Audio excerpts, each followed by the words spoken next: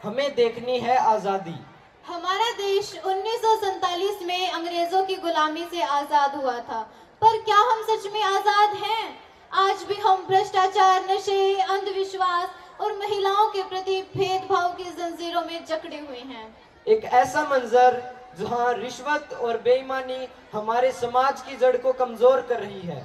जहां ईमानदार व्यक्ति संघर्ष करता है, वहां झूठ और चालाकी जीत जाती है। क्या यही है आजादी? एक ऐसा मंजर जहां धर्म के नाम पर झूठा दिखावा, ढोंग और पाखंड, जहां धर्म अपना असली अर्थ, मानव सेवा, खो चुका है और उसकी जगह ले ली है लालच ने।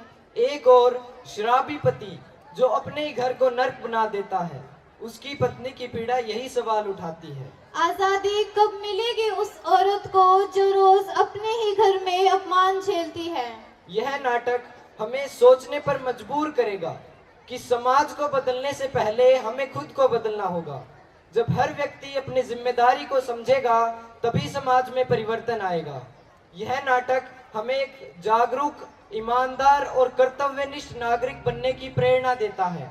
इस नाटक के माध्यम से हम एक ऐसी सोच को उत्पन्न करना चाहते हैं जिससे समाज में पनप रही बहुत सी बुराइयां दूर की जा सकती हैं। तो आइए इस नाटक के माध्यम से हमारे समाज की असलियत को देखें और महसूस करें। अब प्रस्तुत है एक नुक्कड़ नाटक, हमें देखनी है आजादी।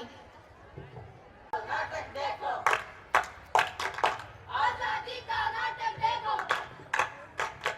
आओ आओ नाटक देखो, आजादी का नाटक देखो। अरे बंद करो ये आजादी का गाना, बहुत सुन लिया। क्या किसी को पता भी है आजादी होती क्या है? तुम्हें पता है या तुम्हें पता है? नहीं, किसी को भी नहीं पता कि आजादी होती क्या है। आज आजादी को इतने साल बीत गए और गांधी जी और बाबा साहब लौटे हैं देखने के लिए। क्या उनके गणतंत्र भारत का सपना पूरा हुआ है? क्या इस देश को सच में आजादी मिली है?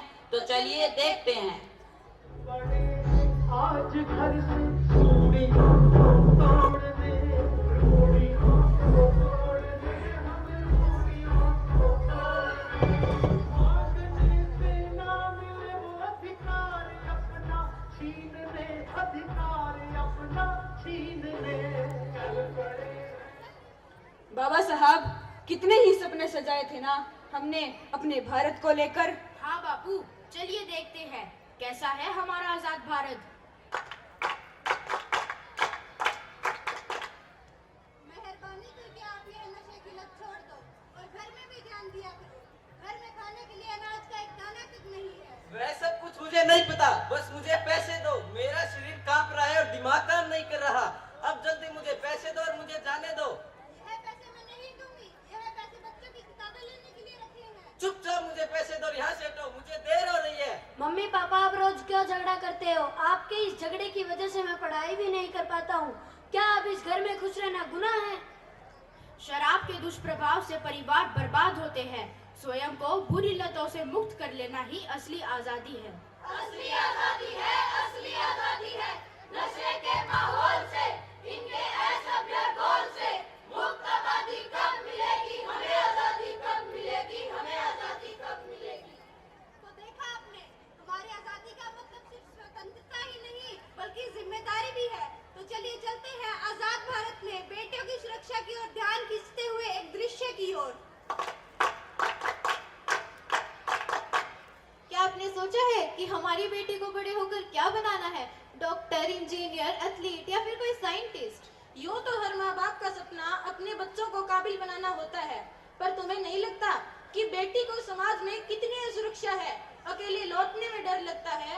शहर बड़ा है पर सुरक्षित नहीं।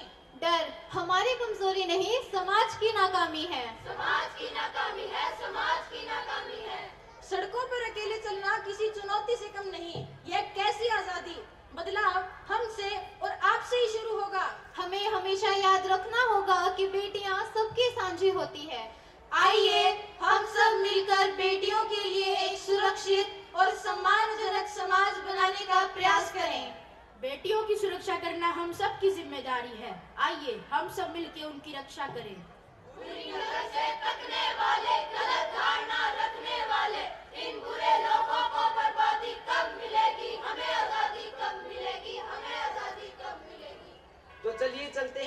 ऐसी ही और समस्या की तरफ जो हमारी आजादी के मायने बदल रही है। मेरा धर्म महान है। नहीं नहीं, मेरा धर्म महान है। मेरा धर्म महान है। मेरा धर्म महान है। अरे तुम दोनों रुको, मेरा धर्म महान है। मेरा धर्म महान है। रुको, ईश्वर ने हवा, पानी, पृथ्वी, आकाश दिया, लेकिन बांटा कुछ नहीं। स्वार्थी आदमी ने तो ईश्वर को ही बांट दिया। ईश्वर एक नैतिक और आत्मिक ऊर्जा तो है, लेकिन राजनीतिक खुराक खुराफातियों ने बना दी। कोई धर्म, जाति, कर्म माँ के गर्भ से कैसे तय हो सकते हैं? इस स्वार्थी आदमी ने घर, गरीबी, रंग, भूगोल से धर्म और ईश्वर को बांट दिया। बांट दिया, बांट दिया।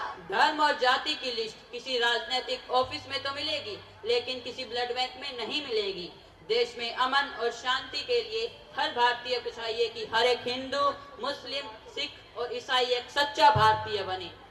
हम सब अलग अलग धर्म से हैं, पर हमारी पहचान एक है, हम सब भारतीय हैं। हम सब भारतीय हैं, हम सब भारतीय हैं। अपने ही धर्म की लड़ाई से, मजहब के नाम पर होती लड़ाई से मुफ्त आबादी कब मिलेगी हमें? आजादी कब मिलेगी हमें? आजादी कब मिलेगी? तो देखा आपने, हमारी असली आजादी किसी जाति या धर्म से नहीं बल्कि भारतीय होने से है। तो चलिए चलते हैं अगले दृश्य की ओर।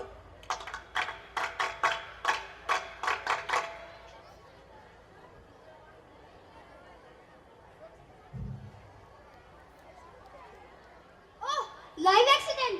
देखिए दोस्तों, कितनी भयानक टक्कर थी।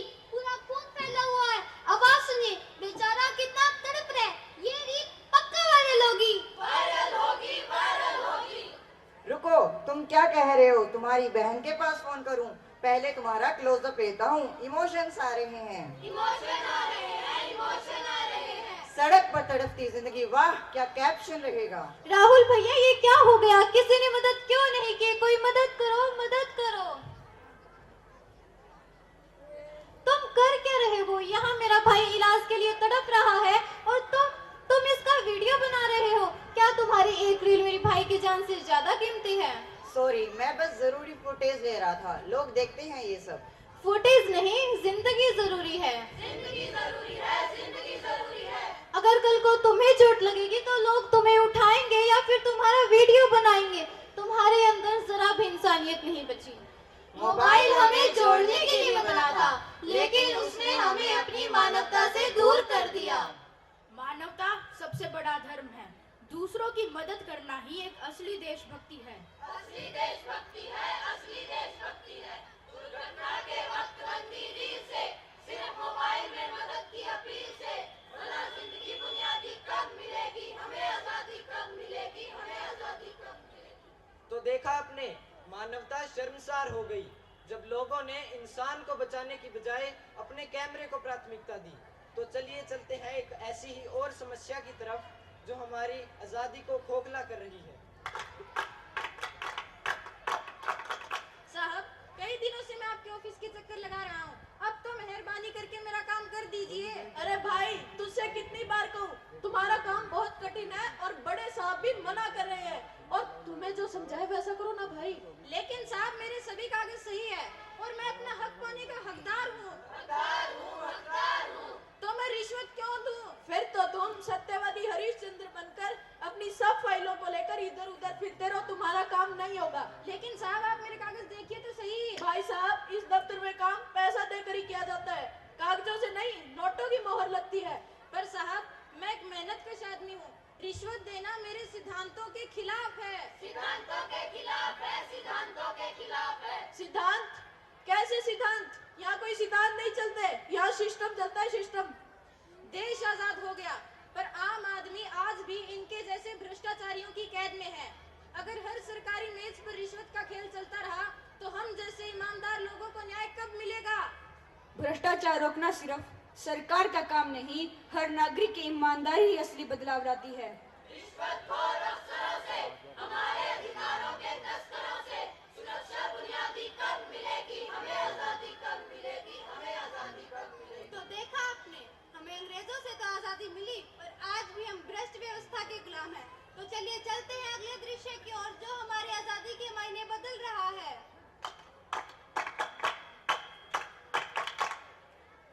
रमेश भाई, यह है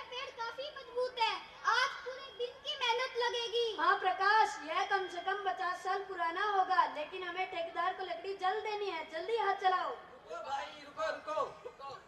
मयंक, ये सूनी पहाड़ियाँ देखकर ऐसा लगता है कि किसी ने माँ का आंचल नोच लिया हो। हाँ पुनीत, अगर पेड़ कटते हैं तो सिर्फ लकड़ी ही नहीं जाती, हमारे कल की सांसें भी चली जाती हैं। लोग कहते हैं कि विकास हो रहा है, लेकिन इस बंजर जमीन पर कैसा सपना पनपेगा? अगर आज नहीं रुके तो बच्चे किताबों में पेड़ देखेंगे, जमीन पर नहीं। हमें इस खामोशी को तोड़ना ही होगा और जंगलों की चीखें सुननी होगी। चलो एक जागरूकता अभियान शुरू करें। छोटा कदम ही सही, पर किसी न किसी को तो शुरुआत करनी होगी। हमें आजादी चाहिए, सूखी हवा से, गर्म धरती से और बेजान होती प्रकृति से। असली आजादी वही है जहाँ धरती, जंगल और हवा सुरक्षित हो। हमें ऑक्सीजन में फल देते हैं, वर्षा लाकर जल देते हैं, ठंडक पहुंचाते हैं जो सबको अपनी छाया और परछाई से, उन वृक्षों की अंधाधुंध कटाई से। कहो आजादी कब मिलेगी हमें, आजादी कब मिलेगी हमें, आजादी कब मिलेगी। तो चलिए चलते हैं हमारे स्वतंत्र भारत के वृद्धाश्रम के एक मार्मिक दृश्य की ओर। रेखा जी पिछले 10 सालों से वृद्धाश्रम में हैं। उनके बेटे ने एक बड़ी कंपनी खोली और कम जगह का बहाना कर उन्हें वृद्धाश्रम में भेज दिया। एक दिन रेखा जी एक पुराना लकड़ी का बक्सा खोलती हैं। उन्हें उदास देखकर आश्रम संचालक पास आते हैं। माता जी, इस बक्से में क्या है? कोई जरूरी कागजात है क्या? कागज नहीं बेटा, यह मेरे बेटे अमित के बचपन की चीजें हैं।